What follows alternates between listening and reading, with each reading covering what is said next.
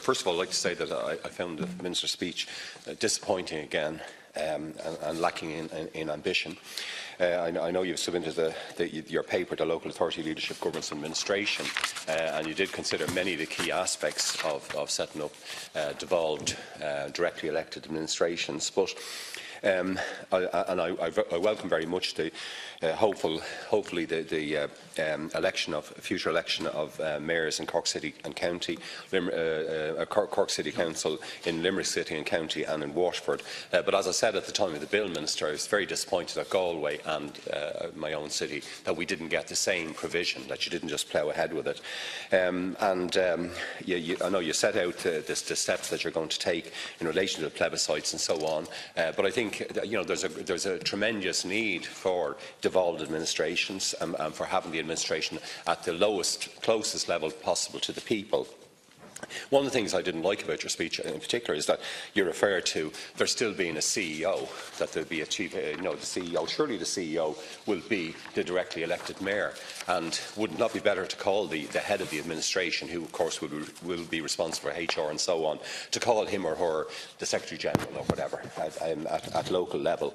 You've set out, I think, a reasonable argument in relation to how you'd select the cabinet, strategic planning committees. I think all of us who serve in local government, you could see the leaders of the committees forming that type of cabinet across the local authority.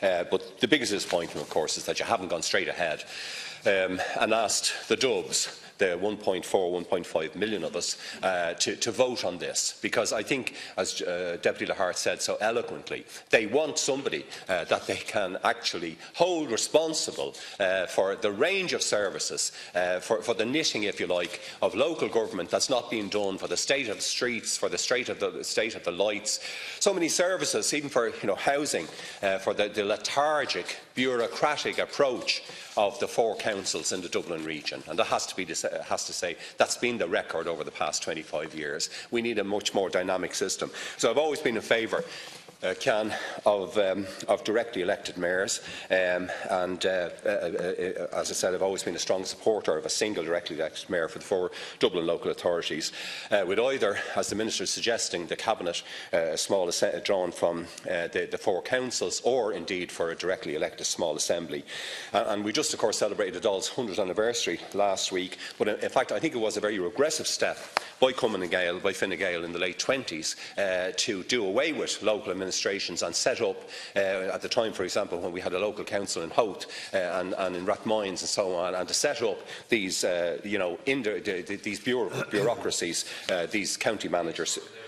These county manager systems, well, at the end of the day, the local people know the best. And indeed, the major problems which now dramatically affect the Dublin region, the shocking lack of affordable social housing, still very backward state of our poor transport compared to other similar-sized European capitals, the ad hoc system of erratic developer-led planning, I think it can all be traced back to the lack of a vigorously locally elected leadership throughout the past 100 years.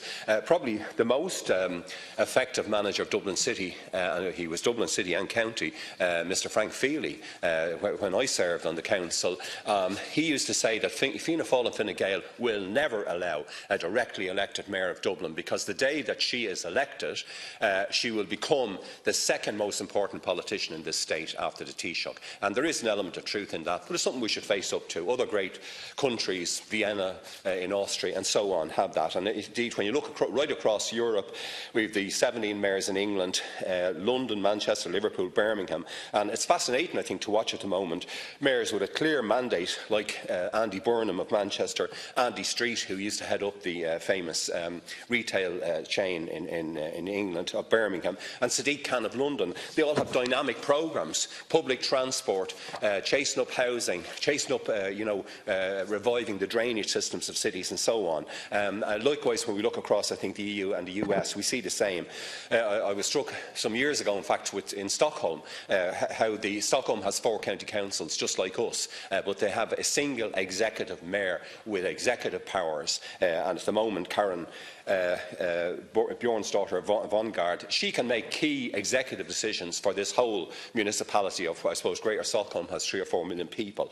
So, Minister, I welcome the tiny little steps you've taken. I'd like you to reflect on that thing about this Chief Executive, but I think you should include Dublin. I know you're going for the consultation, but Dublin desperately needs, above all, and it's ironic to think that obviously Cork, and I support it, and Waterford and Limerick and so on will have directly elected mayors before us.